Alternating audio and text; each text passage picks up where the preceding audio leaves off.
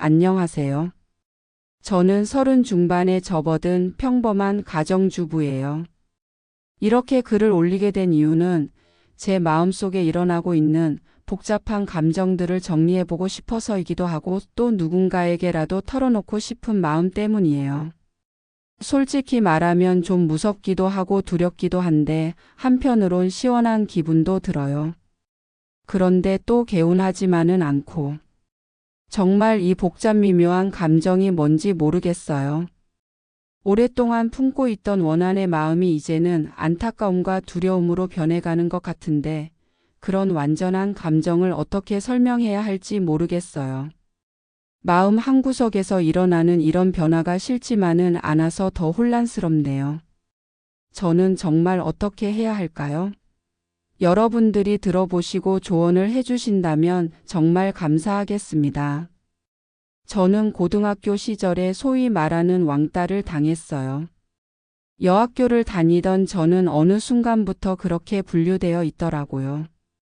그냥 조용히 지내려고만 했는데 그 아이들은 그걸 허락하지 않았어요.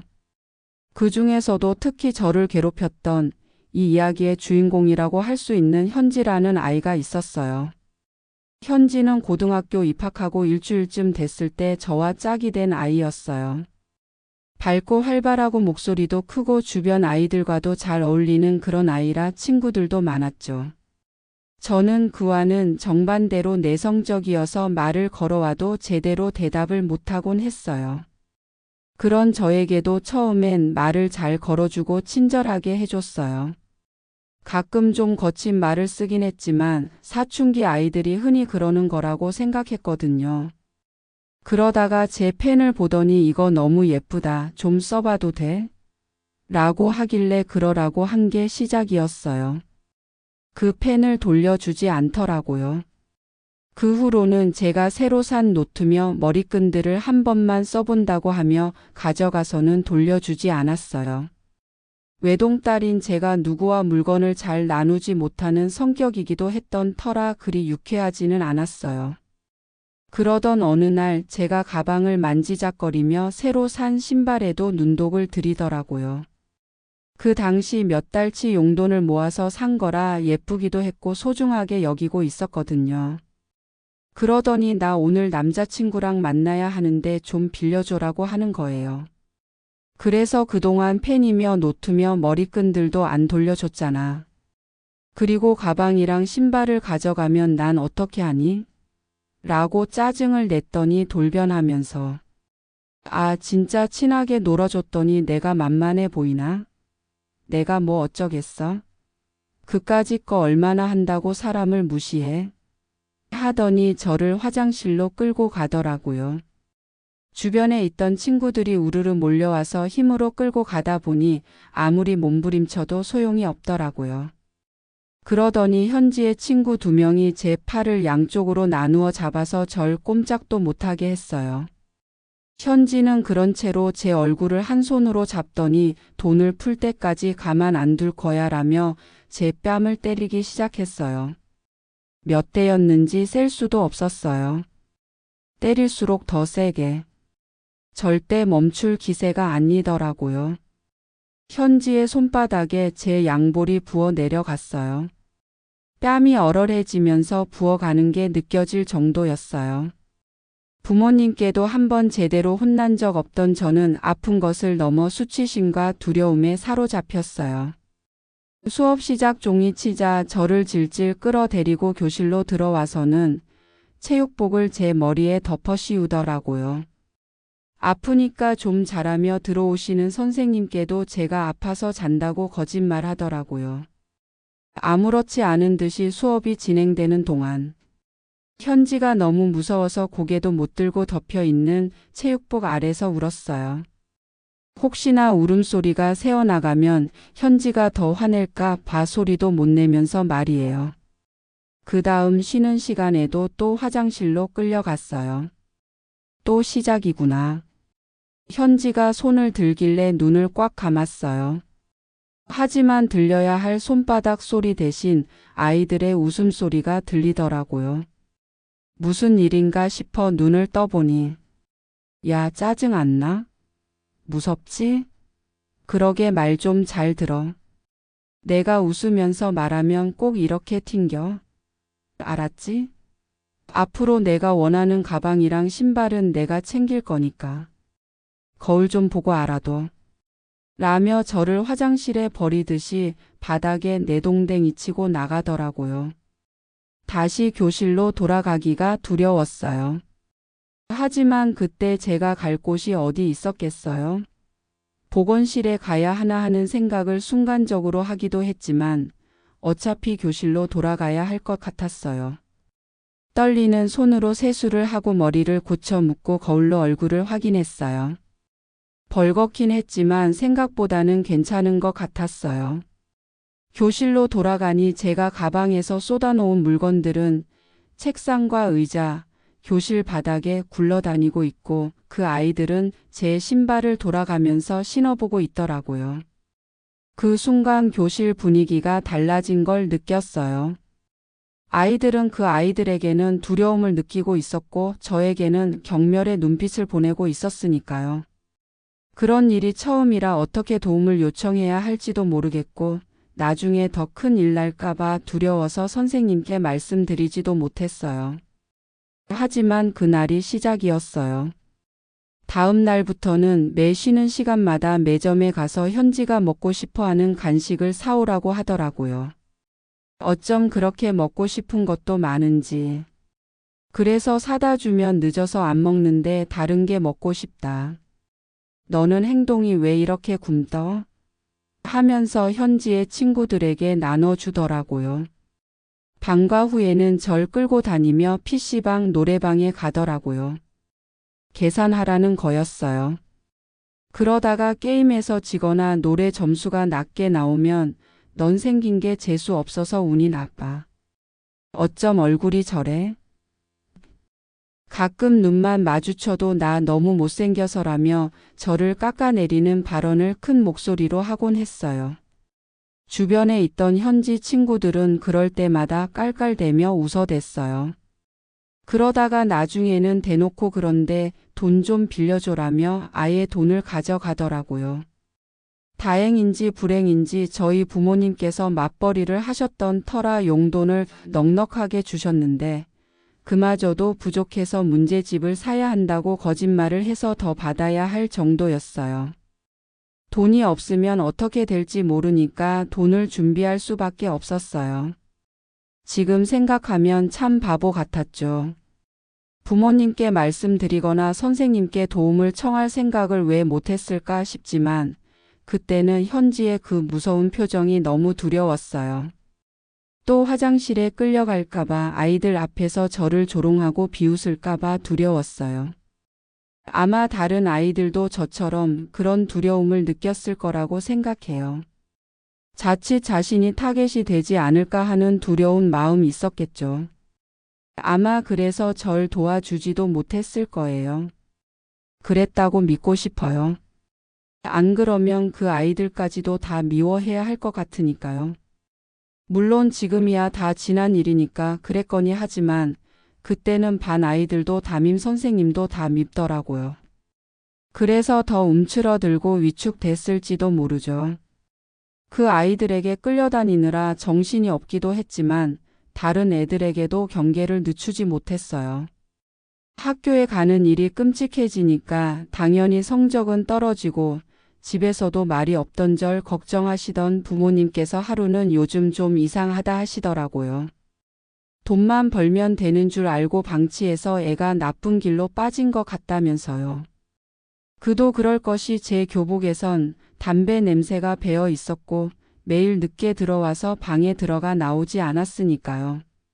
그런 부모님을 보니 마음이 너무 아팠지만 그때까지도 너무 겁이 나서 아무 말도 못하고 있었어요. 현지가 무슨 짓을 할지 모르니까요. 그때 엄마께서 수진아 엄마에겐 내가 세상에서 제일이야. 넌 나의 보물이야. 제발 빛을 잃지 말아줘라고 하시는 말씀에 펑펑 울어버렸어요. 그리고는 그동안의 일들을 사실대로 말씀드렸죠. 엄마. 울면서 이야기하느라 제대로 말도 못하는 절 보며 부모님께서는 거의 혼이 나시다시피 하시더라고요. 저에게서 들은 사실을 아신 부모님께서는 다음 날 바로 학교에 찾아가셨고 교무실과 교실은 난리가 났었어요. 그 아이들과 저는 각각 상담실로 교무실로 불려가서 진술서를 작성했고요. 반 아이들에게도 사실인지 조사를 했다고 들었어요. 여러 조사 끝에 그 아이들이 절 지속적으로 괴롭히고 금품을 갈취한 내용이 확인되었어요. 하지만 학교에서는 그 아이들에게 징계를 내릴 생각은 하지 않고 오히려 저의 부모님을 설득하며 어린 학생들이니까 화해의 기회를 갖게 하자며 우야무야 넘어가려고 하더라고요. 저희 부모님께서는 이렇게 그냥 넘어갈 수는 없다며 강하게 나가려고 했었지만 제 학생부의 기록이 남는다는 말에 주저하시더라고요. 그러면서 학교 측에서 내놓은 조건은 그동안 현지가 가져간 물건들과 돈을 돌려받고 사과받고 마무리하자는 것이었어요. 그렇게 그동안 현지가 가져갔던 제 물건들은 아주 너덜너덜해져서 돌아왔어요. 다시 쓸 수 있는 물건은 하나도 없었어요. 돈도 전부 다는 아니어도 어느 정도는 돌려받긴 했어요. 기가 막혔지만 더 이상 따지고 들면 또 화장실에서 그날처럼 될까 봐 두려워서 더 이상 말도 못했어요. 학교 측의 권유로 억지로 사과하러 온 현지가 절 표독스럽게 노려봤거든요. 주동자였던 현지의 부모님은 대표 자격으로 저의 부모님을 만나러 와서는 우리 애가 나쁜 애는 아닌데 장난이 심하고 욕심이 많아요. 그런데 왜 그렇게 비싸고 좋은 걸 다 사줘서 애들이 갖고 싶게 하세요? 앞으로는 조심할 테니까 사이좋게 지내게 하조라며 사과의 말을 한마디도 하지 않더라고요. 그런 현지의 부모님 앞에서 저희 부모님은 허탈해 하셨지만 그래도 절 지키고 싶으셨던 건지 한 번만 더 이런 일이 일어나면 경찰서에 갈 겁니다. 변호사에게 문의해보니 지금까지 일만으로도 충분히 법적 처벌을 받을 수 있어요. 하지만 학교에서도 노력해 주신다고 하셨으니 이번만 참아보죠. 한 번만 더 저희를 힘들게 하면 언론에 제보라도 할 테니까 우리 아이 곁에 얼씬도 못하게 해주세요라고 말씀하시더라고요. 그때 제 손을 꼭 잡던 그 느낌을 아직도 잊지 못하고 있어요. 부들부들 떨고 계셨거든요. 그때의 그 미안한 마음은 아직도 생생하거든요. 부모님 가슴에 그런 상처를 입혀드린 죄책감은 더 쉽게 잊을 수가 없었어요. 그 일이 있고 난 후 현지와 그 무리들은 전처럼 대놓고 절 괴롭히지는 못했어요. 하지만 제가 지나가면 무슨 냄새가 난다는 둥, 돈 많은 부모 있어서 좋겠다는 둥 비아냥거리며 절 힘들게 하려고 했죠. 그래도 예전만큼 직접적으로 건드리지 않아서 견딜만 했어요. 함께 다니는 친구는 없었지만 괴롭지 않았으니까요. 그때는 그냥 그것만으로도 만족스러웠어요. 더 이상 돈과 물건들을 가져가지 않았고 심부름도 안 해도 되고 가기 싫은 노래방에 가서 그 역한 냄새도 안 맡아도 됐으니까요. 그냥 저에 대한 관심을 갖지 않아주는 것만으로도 충분히 만족스러웠어요. 담임 선생님도 가끔 절 따로 불러서 생활이 어떠냐고 형식적으로라도 물어보시곤 하셨지만 그 아이들을 혼내거나 지도하지는 않으셨어요. 그냥 관심이 없는데 억지로 묻으시는 게 티 났다고 할까요? 그래서 그저 잘 지낸다고 답하고 돌아설 뿐이었어요. 나중에 알게 된 이야기이긴 하지만 현지의 삼촌이 동네 파출소 소장이시고 저희 학교 교감 선생님과 절친한 사이라고 하더라고요. 중학교 때부터 여러 학교 애들과 다툼을 일으키거나 애들 괴롭히는 걸로 유명했는데 삼촌인 파출소장이 덮어주고 했다고 하더라고요. 고등학교에서는 더 활개를 치고 다녔는데 교감 선생님하고 사석에서는 참 가까운 사이였던 거죠. 현지는 그렇게 괴물이 되어가는 줄도 모르고 어른들은 감싸주기만 급급했던 거예요.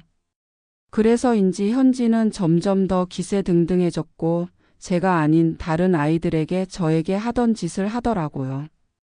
그러면서 야, 수진이한테 내가 부탁을 못해서 그래. 얘 건드리면 나 우리 엄마가 무섭다고. 그런데 어쩌나? 용돈이 좀 부족한데. 그러니까 너희가 좀 나눠줘라며 일부러 크게 이야기하더라고요. 살짝 웃고 있었지만 너무 무서워서 등에서 땀이 날 지경이었어요. 그러다 보니 오히려 제 탓을 하는 애들도 있더라고요. 쟤 없었으면 괜찮을 텐데 다른 사람까지 힘들게 만들고.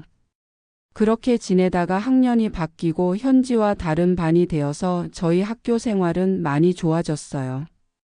처음에는 친구들이 다가오면 경계를 하느라 좀 애를 먹긴 했지만 차츰 적응하고 다른 아이들처럼 평범하게 지내게 되었죠. 1학년 때 저희를 알고 있는 애들이 야, 얘 멀쩡하게 생겼네라든가 제 예전엔 다른데 성격이 좀 이상했다며 좀 꺼리는 소리가 들리기도 했지만 애써 무시하며 잘 지내보려고 했어요.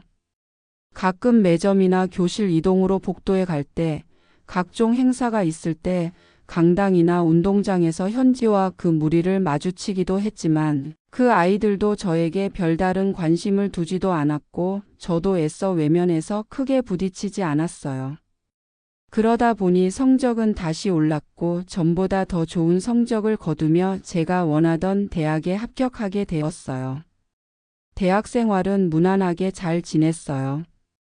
그토록 바라던 대학과 바라던 학과. 경영학과에 가게 되어서인지 학교 생활을 만족스러웠어요. 같은 과 동기들도 고등학교 때 일을 모르니까 동등하게 대해줬기 때문에 당당해져서인지 저는 더 활달한 성격으로 바뀌고 있었어요.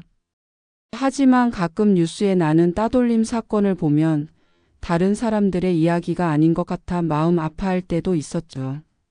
그래도 그때 그 일은 마음속 깊이 묻어두고 꺼내지 않으려고 애썼어요. 혹시나 이런 상처가 들키면 너도 어느 정도 문제가 있으니까 그런 일을 당했지 않았나 하는 소리를 들을까봐 두렵기도 했죠. 그리고 지금도 마찬가지지만 가끔 그때 아이들이 꿈에 나오기도 해서 그 트라우마가 온전히 가시지 않은 탓도 있었을 것 같아요. 그래서 대학 생활을 할 때는 더 밝게 지내려고 노력했어요. 동기며 선배며 후배들까지 챙기고 모임에서도 적극적으로 나서서 친구들도 많아졌어요. 아무도 저의 그런 상처를 알게 하고 싶지 않았으니까요. 그러다 보니 생활이 더 편해졌고 자신감도 생겨서 학점도 잘 나오며 만족스러운 대학 생활을 할 수 있었어요. 가끔은 혹시나 저 사람들이 저에 대해서 몰래 뒷말을 하지 않을까 걱정이 되기도 했지만 티를 낼 순 없었어요. 그저 더 열심히 더 밝게 잘 지낼 수밖에 없었죠. 제가 바뀌어야 하는 부분이라고 생각하고 극복하려고 노력했어요. 그래서인지 제가 가고 싶은 회사에도 열심히 준비하지 않았는데 합격할 수 있었어요. 패션 관련 회사였는데 지금도 꽤 유명한 브랜드 회사라 합격을 하고 난 뒤 저는 무척이나 만족스러웠어요. 이제 다시는 제 인생에 어둠이 찾아오지 않을 것 같은 기분이었어요. 회사에 입사하고는 더 그런 기분이었어요. 대학에서 그랬던 것처럼 밝고 열심히 배우려고 했더니 선배들과 상사분들도 예뻐해 주셨어요. 회식에도 열심히 참석했고 남들이 꺼리는 일들도 그저 웃으며 열심히 했어요. 그래서인지 막내 정말 잘 들어왔다며 칭찬받는 날들이 많아졌어요. 그러던 어느 날 부서 간의 협업 업무 때문에 다른 층에 방문하게 되었는데 순간 제 눈을 의심할 수밖에 없었어요. 현지가 제가 방문한 그 옆 사무실에서 근무를 하고 있는 거예요. 저는 시간을 거슬러 고1 시절 7년 전으로 돌아간 것처럼 손이 부들부들 떨리고 순간 머릿속이 하얘졌어요. 그저 현지가 날 발견하지 않기를 바랄 뿐이었어요. 겨우 업무를 마치고 제가 근무하는 사무실로 돌아와서도 안절부절하게 되더라고요. 회사를 그만둬야 하나? 현지가 날 보고 그 전에 일들을 소문내면 어쩌지? 날 봤나? 하는 생각들에 사로잡혀서 어떻게 해야 할지 모르겠더라고요. 평소와 다르게 어두운 표정을 하고 있던 저를 선배가 보고 무슨 일이 있냐고 물어보시기에 업무차 다른 층에 갔다가 마주치고 싶지 않은 고등학교 동창을 만났는데 우리 회사에서 일하나 봐요. 얽히고 싶지 않아서요라고 대답했어요. 그랬더니 어차피 같은 층 아니면 잘 마주칠 일도 없는데 뭘 그렇게까지 힘들어해? 모른 척해라고 하더라고요. 그 말을 듣자 해결책이 생긴 것처럼 마음이 진정이 되더라고요. 그래, 나만 모른 척하면 다시 엮일 일 없을 거야 라며 스스로 위안을 삼으며 다시 평소의 저로 돌아갔어요. 그리고 현지가 같은 회사에 다니는 것도 잊을 정도로 지내게 됐어요. 출퇴근할 때나 점심시간에라도 마주치면 어쩌나 걱정이 될 때도 있었지만 신기하게도 그날 이후로 마주치지 않더라고요. 다행이다 싶으면서도 불안하기도 했지만 일하느라 다른 생각을 할 시간이 없어져서인지 금세 없던 일처럼 생각하게 되었어요. 물론 완벽하게 잊었다고 하면 거짓말이겠죠. 혹시 마주치면 어떻게 해야 하나 몇천, 몇만 번의 시뮬레이션을 돌렸는지 몰라요.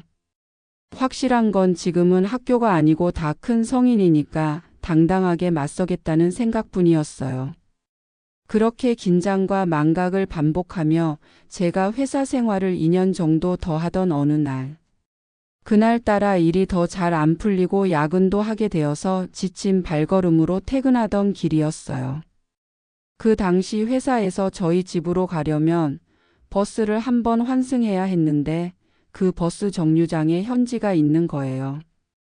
2년 동안 잊고 있었던 두려움이 순식간에 저를 사로잡더라고요. 깜짝 놀라서 구석에 본능적으로 저를 숨겼어요. 혹시나 이런 저를 현지가 볼까봐 몸을 낮추고 도망가야 하나 하며 그쪽을 살피는데 현지 혼자가 아니더라고요. 남자친구인가 해서 봤더니 그러기엔 나이가 너무 많아 보이는 40대 후반의 아저씨와 있는 거예요. 두 사람은 손을 꼭 끼고도 하고 찰싹 달라붙어서 멀리서 봐도 심상치 않은 사이라는 걸 알 수 있겠더라고요. 여전히 목소리가 큰 현지는 주변 눈치도 보지 않고 나 너무 피곤해. 얼른 가서 마사지 해줘라며 남자와 이동을 하더라고요. 갑자기 어디서 그런 용기가 났는지 저는 그들의 뒤를 따라갔어요. 따라가며 들리는 소리에 부장님 어쩌고 하는 걸 듣고 작은 골목으로 돌아서는 그 둘을 휴대폰으로 촬영하기 시작했어요. 둘이 얼마나 급한지 주변을 살피지도 않고 끌어안고는 얼른 가보자고 하느라 제가 따라가는 건 모르더라고요. 그러다가 얼마 지나지 않아서 보이는 모텔로 자연스럽게 들어서더라고요. 그 장면까지 동영상으로 촬영하고는 뒤도 돌아보지 않고 버스 정류장 쪽으로 달렸어요. 버스를 타기 전까지 혹시나 현지가 쫓아오지는 않을까 싶어서 계속 주변을 살피며 노심초사했어요. 버스에 타서도 심장이 쿵쾅거리고 손발이 후들거리더라고요. 그리고 전 그 순간 17살 때로 돌아가 있었어요.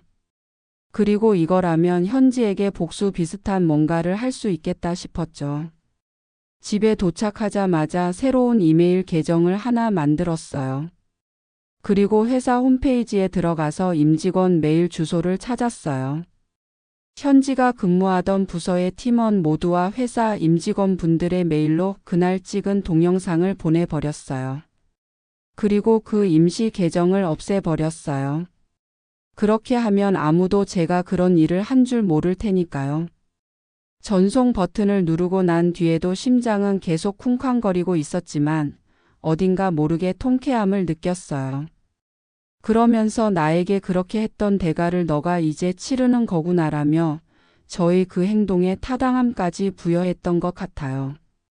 그러면서 그 결과로 퇴사까지 해버리면 다시는 마주칠 일도 제가 마음 쓸 일도 없을 것 같아서 그렇게 되기를 바라게 되었어요.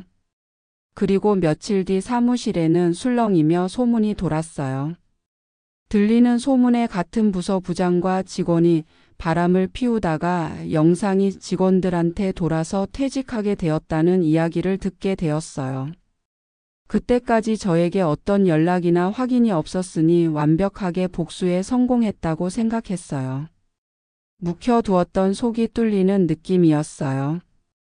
현지가 이제는 인생의 쓴맛을 보고 정신 좀 차렸으면 하는 생각도 했어요. 잘못했으니까 벌을 받는 거 이제 알게 됐을 거야 라고 생각했죠.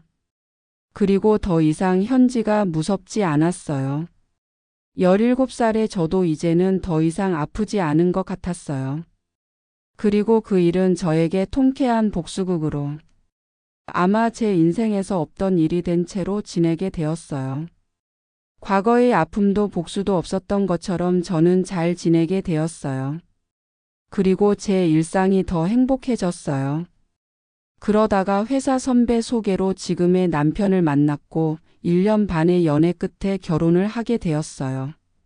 성실하고 따뜻한 사람이라 제가 상처받지 않을 것 같아서 좋았어요. 그리고 결혼과 동시에 임신을 하는 바람에 회사도 그만두고 전업주부로 지내게 되었어요. 입덧이 너무 심해서 회사에 앉아 있을 수가 없었거든요. 그렇게 전업주부를 하며 아직은 살림하는 재미에 빠져 있기도 했고 아이 키우느라 여유가 없어서 주변 친구들과도 좀 소원해지기도 했었어요. 그러다가 얼마 전에 아이 돌잔치를 치르고 SNS에 사진을 올렸더니 고3 때 같은 반으로 지내며 가끔 연락하며 만나던 친구에게서 연락이 왔어요. 자기도 임신해서 퇴직하려고 하는데 한번 보자고요. 그래서 요즘 시국이니까 어린애 데리고 어디 가기는 그렇고 우리 집으로 와라고 해서 만나게 되었어요. 너무 오랜만이라 반갑기도 하고 이제는 둘 다 가정주부다 보니까 살림 얘기, 육아 얘기. 시간 가는 줄 모르겠더라고요. 학교 다닐 때 아픈 얘기는 이 친구도 잘 모르는 터라 더 편하게 대하기도 했던 것 같아요. 이런저런 얘기 끝에 그 친구 입에서 나온 현지의 소식을 듣게 되었어요. 현지라는 애. 기억하지? 글쎄 걔가 너희 다녔던 회사 못 봤어? 라길래 유일하게 같은 반이었어. 우리 회사? 아, 몰랐는데라며 모른 척을 했어요. 그랬더니 얘가 1년 전쯤에 세상 떠났다더라며 충격적인 이야기를 이어가더라고요. 알던 대로 회사 상사와 그런 관계였던 것도 맞았고 그 일이 밝혀져서 퇴사한 것도 맞았어요. 그리고 그 뒷이야기로는 당시 결혼을 약속한 남자가 있었는데 그 일이 밝혀지면서 그 남자와 헤어지게 됐다는 거예요. 그 상사의 부인에게는 상간녀 소송을 당해서 상당한 돈을 물어줘야 했다고 하더라고요. 그리고 상사는 위자료와 재산 분할로 거의 전 재산을 뺏기고 아이들 양육권과 친권까지 뺏기며 이혼을 했다고 하더라고요. 그러면서 현지에게 책임을 전가하며 내가 나를 꼬여서 내가 모든 걸 잃었다며 현지의 부모님께 찾아가서 난동을 부렸다는 거예요. 현지의 부모님은 집안 망신이다라며 현지를 원망했고 그렇게 많던 친구들한테 그렇게 돈을 빌리러 다니더니 다 손절당하고 혼자 술만 마시다가 극단적인 선택을 했다는 거예요. 그 이야기를 듣고는 저는 멍해지더니 갑자기 낭떠러지 앞에 선 것 같은 두려움이 느껴졌어요. 그리고 다시 17살의 저로 돌아간 것 같더라고요. 저는 잘못한 게 없는데 그 일에 얽혀서 제가 손가락질을 받을 것 같고 누군가가 저를 찾을 것만 같은 생각이 들었어요. 갑자기 제 표정이 너무 안 좋아지자 친구는 괜찮냐고 물어보며 어이구 창백해졌네. 근데 걔 학교 다니면서 애들 너무 힘들게 해서 그런 거 천벌 받았다고들 하더라. 너도? 같은 반이었다니까 알겠네. 걔 성격이 어떤 거? 장례식 때도 애들도 별로 안 왔어. 너무 마음 쓰지 마. 너는 걔가 그 나이에 목숨을 끊을 정도로 힘든 일이 뭔지 모르잖아 하더라고요. 그러더니 친구는 다른 이야기를 하며 분위기를 바꾸려고 하더라고요. 그런 친구에게 맞장구를 치고는 있었지만 자꾸 어색하게 웃고 있는 것 같다는 생각이 들었어요. 그래서 서둘러 자리를 정리하고 친구를 돌려보냈어요. 그리고는 괜히 마음이 복잡해져서 엄마에게 전화를 했어요. 간단히 안부를 묻다가 엄마 혹시나 고등학교 때 현지라는 애 기억나? 하고 물어보니 기억나지 그 못된 애. 왜 어디서 마주쳤어? 하시더라고요. 아니 오늘 우연히 들었는데. 죽었다더라고 말하기가 무섭게 눈물이 쏟아져서 울어버렸어요. 그러자 어머나 세상에 어떻게 그런 일이. 그렇게 얄미웠게 못되게 굴던 애가 죽기는 왜 죽어? 어휴 그래도 젊은 목숨인데 안 됐구나 하시더라고요. 그런 엄마에게 괜히 안 됐긴 뭐가 안 돼? 다들 걔 때문에 힘들어했던 건데 그런데 엄마도 그냥 그렇게 잘 죽었다고 하면 안 돼? 라고 짜증을 내버렸어요. 수진아 그래도 그렇게 마음을 써서는 못 써. 그러면서 너는 왜 울어? 괜히 쏙 끓이지 말고 그냥 좋은데 가라고 빌어줘. 너한테는 나쁜 애였지만 그래도 죽은 사람한테 나쁜 마음 계속 갖지 마라. 그래야 내가 편해라며 저를 달래시더라고요. 그래서 알겠어라고 전화를 끊고는 한동안 눈물만 흘렸어요. 그리고 며칠간 아이를 돌보면서도 자꾸 현지가 저에게 물건을 가져가던 모습, 제 돈을 가져가던 모습, 저를 때렸던 표정들이 떠오르더라고요. 그래서 친구 말처럼 그래 넌 천벌 받은 거야. 내 탓이 아니야 라고 생각했지만 제 마음은 온전히 편해지지 않았어요. 그러다가 갑자기 억울해지기도 하더라고요. 잘못은 현지가 했는데 난 그저 그 잘못을 다른 사람들에게 알리기만 한 건데 왜 내가 이렇게 안절부절해야 하나 싶더라고요. 제가 아니어도 누군가는 했을 수도 있는 일인데요. 그렇게 시작된 혼란은 계속되면서 작아지지 않고 점점 더 커지고 있어요. 이런 제 마음의 갈피를 못 잡겠어요. 현지의 소식을 듣고 난 후부터 며칠 동안 그 생각에 사로잡혀서 아무것도 손에 잡히질 않았어요. 그렇다고 현지에게 미안하거나 제가 한 일이 잘못되었다고 생각하지는 않아요. 저는 정당한 일을 했을 뿐이고 제 양심에 거리낄 게 없다고 생각해요. 그렇기 때문에 현지가 회사에서 받은 징계는 마땅했다고 봐요. 그리고 그 후에 따라온 결과 역시 걔의 잘못으로 불거진 일이니까 당연히 받아들여야 할 몫이었을 거예요. 애초에 그런 짓을 하지 말았어야 했죠. 그래놓고 그 결과들을 받아들이고 감당할 수 없어서 극단적인 선택을 한 건데 왜 제가 이렇게 힘들어야 할까요? 그러면서 또 한편으로는 혹시나 현지와 그 무리들이 저를 찾아내서 그때 화장실로 끌고 간 대가를 내가 책임져라라고 할 것 같고 저희 부모님께 사과도 안 했던 그 부모가 나타나서 제 멱살을 잡을 것 같은 생각이 들어요. 그 일을 세상 사람 아무도 모르는데 말이에요. 통쾌했고 제 짓밟혔던 자존감을 되찾은 것 같던 그 복수 때문에 현지가 잘못된 거고 그 때문에 모든 잘못을 제가 뒤집어 쓴 느낌이에요. 요즘 부쩍 예민해진 저를 본 남편이 육아 우울증 아니냐며 많이 힘들면 상담을 받아보겠냐고 묻더라고요. 괜히 남편에게 짜증을 내며 내가 왜 그런 상담을 받아야 해? 내가 이상하다는 거야? 라며 방문을 닫고 들어와 버렸어요.